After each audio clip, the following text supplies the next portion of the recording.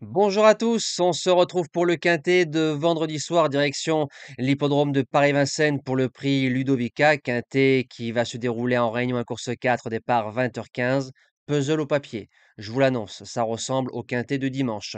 2700 mètres grande piste, 16 partants, que des 7 ans. Ils se tiennent en 20 000 euros. La plupart des concurrents ont visé la course. La plupart des concurrents doivent attendre. Peut-être 2, 3 chevaux peuvent aller devant. Donc s'il y a un suivi, une intuition, faites-vous confiance tout simplement, hein, ne regardez pas la cote, hein. Si un cheval que vous avez suivi, il part à 20 contre 1, gardez-le ou jouez-le. Merci à toutes les personnes qui likent, qui partagent les vidéos, ça c'est gratuit. N'hésitez pas à vous abonner. Je rappelle, confondez pas le VIP et la chaîne YouTube. La chaîne YouTube, c'est gratuit. En vous abonnant et en cliquant sur la cloche des notifications, YouTube vous préviendra automatiquement par une alerte sur votre téléphone. Ça reste un gros avantage et ça donne beaucoup de force à la chaîne YouTube. On va retrouver les résultats de la journée d'hier, donc mardi 30 septembre, journée moins prolifique entre le course par course, mais le cheval du jour s'impose facilement. J'ai déjà pris quelques notes et des futurs gagnants lors du prochain meeting d'hiver qui arrive dans moins d'un mois. Dans le quintet, alors la gagnante, la Saiba qui s'impose facilement. Aventino, qu'on a préparé cette fois-ci, qui a fait l'arrivée à 70 contre 1. Senwood, que je voyais pour faire quatrième ou cinquième, elle a fait mieux, elle a fait troisième. Malawiska, qui était un peu ma surprise, placée très haute dans ma sélection. Ce que je vous disais, quand on garde la Seiba, on garde Malawiska. Si on regarde Malawiska, on garde la Seiba. Quand on croise les lignes ou quand on fait les lignes, si on garde un cheval, on essaye absolument de garder l'autre. Et Acto, qui compose le quintet. Donc c'est un quintet qui a chanté au niveau des rapports. Allez, c'est parti pour la sélection de ce quintet de vendredi soir. J'ai tenté quelques trucs, hein, qui a peur est un peu heureux. En base gagnante, le numéro 9, Ivoire d'RP. Alors, il retrouve le parcours de son dernier succès, qui gagnait en 13-3 avec pas mal de pugnacité. Même ferrure, même pilote. C'était une course fermée à 170 000 euros. Là, on est sur une course fermée à 185. Donc, c'est un lot forcément un peu supérieur. On l'a peaufiné en province gentiment. On a dû préparer cette course-là. Il suit tous les trains. Il est quand même courageux, avec un bon parcours et des bons dos. C'est un cheval qui peut jouer la victoire dans ce lot. Pour les chances, le numéro 7, Iréno de Guéron, qui a fait deuxième de l'épreuve de référence, battu par un certain Ivoire d'RP. J'ai gardé Ivoire, je garde Iréno. C'est un cheval qui n'a qu'un seul train.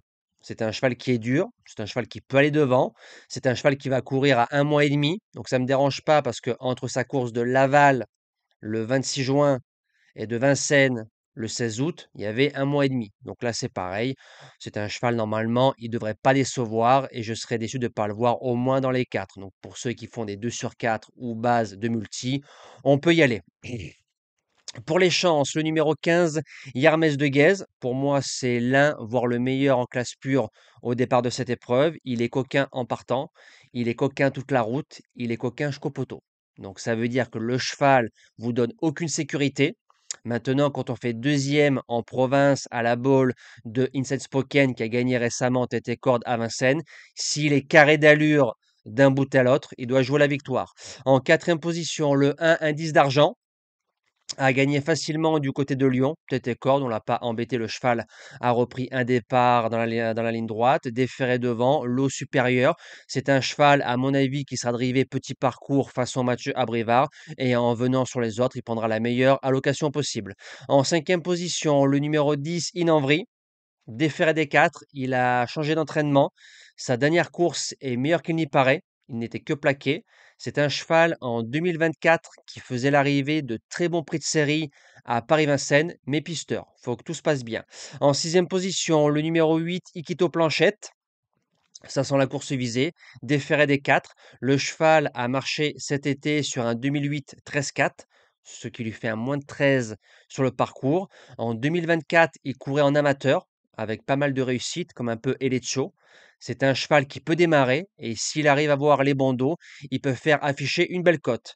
En septième position, le numéro 12, Ideal Green. Alors, est-ce que c'est un comeback pour son retour à Paris-Vincennes? En 2023, avec les personnes avec qui je parlais, les abonnés ou les membres, je trouvais qu'on lui mettait un peu trop dur à Vincennes. À force d'aller devant avec les chevaux à Vincennes, les chevaux sont écœurés. Il a changé d'entraînement. Il est chez les robots qui savent retaper les chevaux. On a dû le préparer. On risque d'aller devant. Voilà, s'il n'est pas trop embêté. C'est un cheval qui gardera une belle place dans le quintet. Et je termine avec le numéro 14, Ideal Dancer. Alors, les chevaux de Sébastien Guarato sont de retour en forme. L'engagement, il est top. Sa dernière sortie à Paris-Vincennes en 2022, donc il y a 3 ans, il gagnait facilement. Il battait Hermès de Guèze. On l'a peaufiné depuis tant d'années en province parce qu'on s'est dit que peut-être trop de Vincennes risquait de le casser. Maintenant, voilà, pisteur, bon parcours. Avec des scies, on refait les courses comme on veut. Je l'ai gardé en bout de sélection, mais c'est un cheval qui peut se placer dans les 5 comme dans les 3 et limite de gagner avec un parcours sur mesure. Nous, on se dit à demain pour le week-end 100% Paris-Longchamp, gros quintet samedi et Arc de Triomphe dimanche. Merci à tous et à demain.